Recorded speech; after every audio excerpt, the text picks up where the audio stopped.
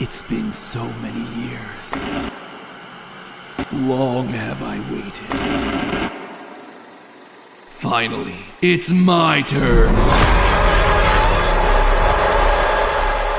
Hello, Internet! Welcome to Film Theory, the show that always knew that this day was coming. It's been over 8 years, but finally the Five Nights at Freddy's live-action feature film is set to hit the silver screen in a little over a month. And you know what that means. It means that nowhere is safe anymore from Fnaf theories. Don't believe me? There's a Fnaf cookbook releasing in October. A Fnaf cookbook. It's coming for you next, Food Theory. And all we need is a Fnaf fashion line that's infected all of us. Oh, my sweet stars, what have I done? But for as satisfying as it is for Film Theory to take another toy out of the toy box of Game Theory and claim it as our own, see also Sonic, Mario, and Last of Us in this year alone, in all seriousness, we are way overdue for a theory breaking down our predictions for this movie. And believe me, there is plenty to talk about. If you're on YouTube and you somehow missed the phenomenon that is Five Nights at Freddy's, how? Like, genuinely, how? I need to know your secrets. This series exploded about a decade ago, with every Let's Player on the platform screaming their heads off over the haunted animatronics hunting us down in the ruins of a dilapidated pizzeria. But while the scares certainly got us started, it's the story that's kept us going. What's helped the series persist for as long as it has been its incredibly mysterious story told through scraps of information and obscure environmental details. Heck, 60 episodes later on Game Theory, and we are still trying to decode this thing. Really? It's only been 60? Feels like there gotta be 100 at this point. And this new Fnaf movie seems to be staying true to the franchise's roots, not in terms of the lore necessarily, but in terms of the cryptic storytelling. There is a ton of information packed into the few short minutes of trailer footage that we've seen so far. Enough that I believe we can predict the entire plot of this new movie, right down to the shocking twist ending that's gonna leave you devastated. Here's a hint. If you think this movie has itself a happy ending with everyone smiling and living happily ever after, then clearly you have not been paying attention. So today, Film Theory does what Game Theory's never been able to do: solve this franchise. And we're gonna do it before the movie even releases. Keep your eyes on your monitors, loyal theorists. We're going in. So I think a good place to start with our prediction here is sort of laying out what we think the movie's trying to do with Fnaf as a franchise. Just from watching these trailers, I think it's clear that this movie does not take place in the universe of the games. Why? This thing. I have played, watched, and read every last scrap of information this franchise has put out, and this is unlike anything we've ever seen before. Clearly, it's a murder weapon, and clearly it was made by the franchise's big bad, but why, what, and how is still a complete mystery. My best guess, and again, this one's a guess, is that it's a remnant extractor, a way to ensure murder victims have the most traumatic, awful death possible so the agony they experience can be harvested to help create creatures with eternal life. If none of that meant anything to you, strap in, El Chippo. You're in for a crash course. By the end of this thing, you're gonna be talking about Fazgoo with the confidence of a pro. Looking at the trailers and IMDb, we know that this is gonna be the story of Mike Schmidt, the security guard from Fnaf 1, but things are different this time around. Well, this certainly appears to take place in the 1990s like the original Fnaf game, considering everyone's using old school wired telephones, there are no modern cars, and all the monitors are old CRTs. They're also bringing in characters who clearly reference later parts of the franchise, specifically Vanessa from Security Breach, a blonde security guard in the game who here appears as a blonde police officer. What I think's going on here from a meta perspective is that the movie's taken a bunch of stories from the game franchise and simplifying them for a general film audience, while trying to keep the most iconic aspects of the games intact. Plus, they're gonna be combining ideas and characters from different eras of the franchise to get as many recognizable aspects of Fnaf into one film as possible. That's why we see the story from the original Fnaf interacting with someone new from Security Breach, and then you have a girl named Abby mixed in there whose name is literally an anagram of baby, all fighting against an unbroken version of Springtrap. That right there, that is the filmmakers trying to bridge the gap between the different eras of Fnaf and bring in as many fans as they can. The OGs from 2014, the new fans from Security Breach, and also your average Joes who can't tell a Fred Bear from a Ned Bear, let alone a glam rock from a rock star. Oh, you have so much to learn. So all in all, think of this movie as something that's gonna wipe the slate clean and start fresh, referencing moments and key characters from the games and books, but not being beholden to them, because, you know, that's not a confusing route to go at all. That said, let's just hope they don't stray too far from the games. Case in point, this detail right here. During a spoopy, scary moment in the trailer, Nebraska is spelled out very clearly on a poster in very large, very bold letters right next to the main character's head. This was an intentional decision definitely put into the trailers to keep us talking. This means something. Now, the general consensus is is that the Fnaf games normally take place in Utah. Multiple spin-off book series have made that detail quite clear. Could it be then that they've moved the setting to Nebraska for some reason? Maybe, but I don't think so. It'd be weird to just have a state poster of the state that you're currently in right above your security desk. My guess is that this poster was put here intentionally by Mike. It's important to him for some reason. My best guess is that it's hashtag goals, an aspirational place to go to help him get out of his current situation. Because on the face of it, things don't seem to be going all that great for him. It looks to me like Mike and his family have fallen on some hard times. First off, we don't see his parents in these trailers at all. Though Mike's father has been cast, I'm gonna guess that he's only here for a flashback scene, considering he doesn't look too much older than Mike's actor Josh Hutcherson. Additionally, we see that Mike and his little sister Abby are living in a small house with an average car, and Mike is looking for any job that he can get. I was just calling to see if that job that you offered was still available. I will take anything. We later see Mike bringing Abby along with him while he's working, implying that this is probably their only option. They can't afford a babysitter, and if there were parents at home to take care of Abby, why would he be bringing her to his night shift job? So Nebraska might be a symbolic place of freedom for Mike, a place to escape and finally be free. More or less, though, I believe that the setup for the backstory of the Fnaf movie is gonna align with that of the first game. Freddy Fazbear's Pizzeria was a popular arcade and food chain represented by its 4 iconic mascots: Foxy,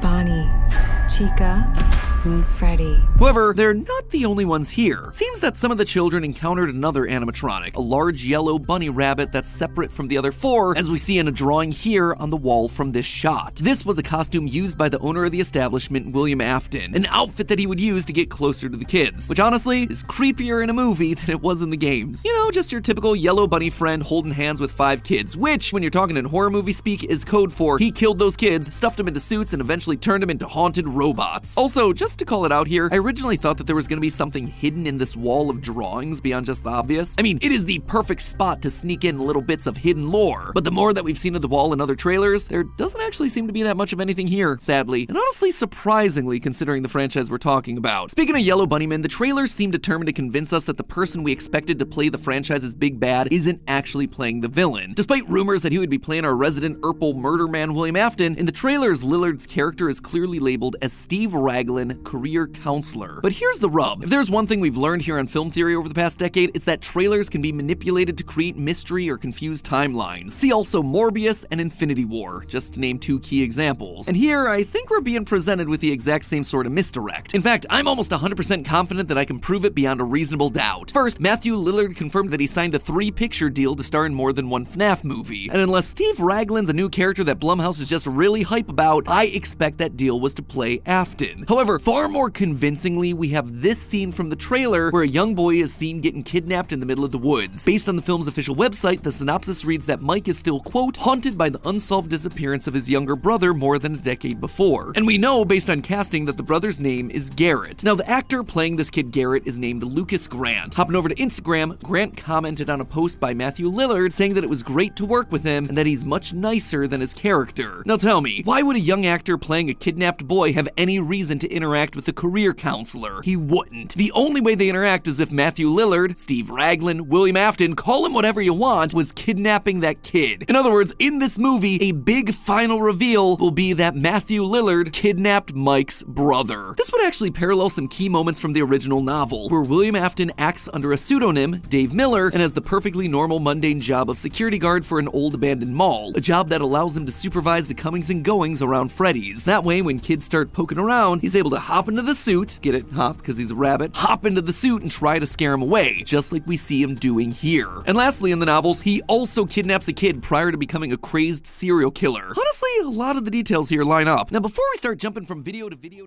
now let's put back on our employee uniforms and head back out to the pizzeria to figure out what exactly is going on in Five Nights at Freddy's. So really, when we look at a lot of the clues coming from these trailers, the story is largely what you'd expect. There's a string of children disappearing from the pizzeria, resulting in Freddy Fazbear shutting down. Judging from both the kids drawing on the wall and this shot from the trailer, looks like Afton killed 5 children, as we'd expect from the lore of the first game. Our favorite bunny-themed serial killer hid the bodies of the kids inside the animatronic suits, and in so doing trapped their souls inside the robots forever. And we know that they're sticking with that specific part of the lore based on the jump scare here.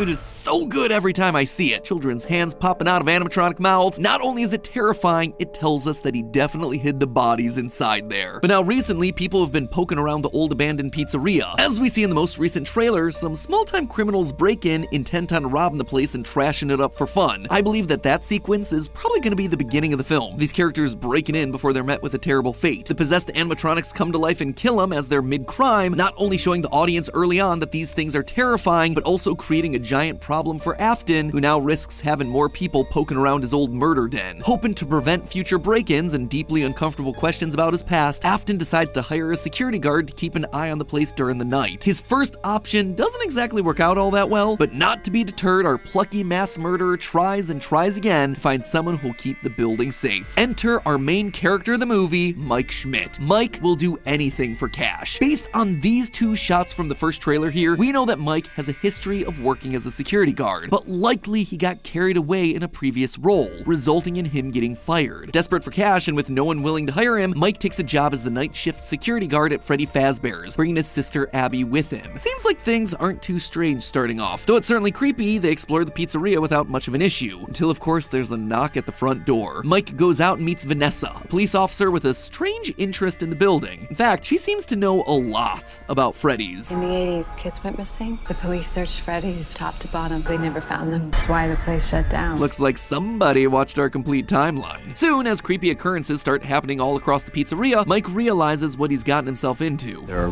ghost children possessing giant robots. Thanks for the heads up. And here's where the stakes get higher. Obviously, the animatronics are going to pose a danger to both Mike and Vanessa, but their well-being isn't going to be the only thing on the line during this movie. Throughout the trailers, we see shots of Abby going off to explore the pizzeria alone and ultimately hiding from Foxy in the ball pit. Let's just hope that she doesn't time travel. In all seriousness though, somehow Abby will befriend the animatronics, especially the leader, Golden Fredbear, a character that, you'll notice, never appears anywhere except for in shots with her. Why does she befriend them? Or rather, why do the animatronics choose to befriend Abby? Well, What do they want? They want to make her like them. Yep, the animatronics want to add another member to their ranks, and that is going to be the big driving factor for this movie. Mike and Vanessa are going to rush to try to solve the mystery of the kids' disappearance and put their spirits to rest, hopefully with plenty of time to save Abby. The scenes where we see Mike interacting with the kids outside the pizzeria, I believe that this is where Mike is trying to put the pieces together and is speaking to the spirits in something like his dreams. Of course, William Afton does not want this to happen and has to get himself physically involved, disguising himself in his old Springtrap costume and chasing Mike and Vanessa around in an attempt to silence them in the big scary action set pieces. Afton will likely capture and injure Vanessa at some point, considering that we see a yellow rabbit hand grabbing Vanessa's neck here and Mike sitting by Vanessa in the hospital looking concerned. So that's the main setup for what I see happening in the movie, but what about the big twist? There's always got to be some sort of a big twist in Fnaf. Well, I believe that it comes with the identity of some of the spirits. You see, we actually get a pretty good idea of which spirits possess which animatronic bodies from this shot in the trailers. It's pretty obviously telegraphed. Bunny ear kid is Bonnie, redhead with pirate claw is Foxy, the girl wearing all yellow is Chica, and the boy with the top hat is Freddy. As for the last kid though, well, the obvious thought was that he was going to become the mysterious Golden Freddy. I think that's what I and everyone else assumed when we saw that first trailer. But now, I'm not so sure. The fact that this fifth child in the shot doesn't have a characteristic explicitly linking him to an animatronic has to be intentional. And I believe that it was the filmmakers keeping things ambiguous so he wouldn't guess their twist. I suspect that the fifth kid here isn't Golden Freddy. Instead, I think it might be the Cupcake. Yeah, I know, I get it. It sounds ridiculous, but hear me out on this one. In the latest trailer, we clearly see Cupcake moving around independently and attacking someone without Chica's help. My initial gut thought to this? Well, that's kind of stupid, to be honest. Like, does Chica's soul transfer down into the Cupcake alone for remote attacks, leaving Chica soulless for a while now? Or can a spirit divide itself and act on different parts of the character at different times? You know what? I'm not sure. I don't have a good answer for it, but I do think that this would open up an incredibly dark and compelling twist on Golden Freddy. Remember, these 5 kids who disappeared at Freddy Fazbear's in the shot aren't the only kids that have gone missing in this story. We still have ourselves Mike's missing brother Garrett, who we talked about earlier as the kid in the back of the car, likely being carted away by old Billy Afton up in front. I mean, in this franchise, it would be shocking if someone kidnapping a child wasn't William Afton. Anyway, why do I think that this is actually the moment that we see Mike's brother get kidnapped? Well, again, we turn to actor Lucas Grant and Instagram, where we see this post of him hanging out with another child actor named Wyatt Parker. Parker even calls Grant his best bro, an interesting choice of words considering that Parker was cast in the film as young Mike. 2 twin brothers, one who gets kidnapped. Almost a one-for-one replica of what we see happen in the Silver Eyes novel. So let me ask you, what if Mike's brother is Golden Freddy, separate from the tragedy Freddy at the pizzeria. We can assume that Mike's brother was kidnapped in one of the earlier parts of the timeline, a time when Golden Freddy would still be in use. And in the games, we've long theorized that Mike Schmidt is in fact Mike Afton, son of William Afton. This would also mean that his little brother was the crying child who was killed and became one of the spirits that possessed Golden Freddy. Given the fact that Mike's father's been cast and is distinctly not being played by Matthew Lillard, I don't think that's the exact direction that they're taking for the movie, but taking the core of that story, keeping Mike's brother as Golden Freddy, well, that would fit with both the timeline and serve as a devastating twist to the casual audience. It would also explain why Abby is spending so much time with Golden Freddy in the trailers. It's her spending time with a brother that she never got to know, whether she realizes it or not. It could also explain why Golden Freddy retains blue eyes when all the other animatronics have red ones. The circumstances of his possession are just a little bit different and he's interacting with a family member. So Afton attacks Mike and Vanessa for getting too close to his secrets, and despite fighting back, they ultimately lose. As they're about to die, Abby is able to win over the animatronics and use them to fight back against Afton, saving them all. You'll notice one of the oddities of the trailer is the design of Springtrap. It is different from what we see in the games. It's cleaner and it's more put together. It has not gone through all the rotten decay that we'd expect from this character. I believe that's exactly how it ends. Mike, Abby, Vanessa, and the animatronics defeat Afton by trapping him in the walls, tying a bow on the end of this movie while still leaving him in a position to turn into the decayed, rotten corpse that we all know and love for the eventual sequel. However, all things can't end happily here. I believe there's a good chance that the animatronics are gonna wind up getting what they want out of Abby in the end. Her name is an anagram of baby, after all, an animatronic that first appeared in Fnaf's sister location. The team celebrates the defeat of Afton, only for Abby to accidentally stumble into a clown outfit, or maybe get put there by a vengeful Golden Freddy, giving us our villain and the problem to solve in the eventual second movie, saving the girl from her eternal, ceaseless torment. Or maybe that ceaseless torment is just meant for me, who is now tasked with trying to solve the timeline of this franchise across multiple channels. Truly, the animatronics have taken another victim. But hey, that's just a theory. A film theory. And cut.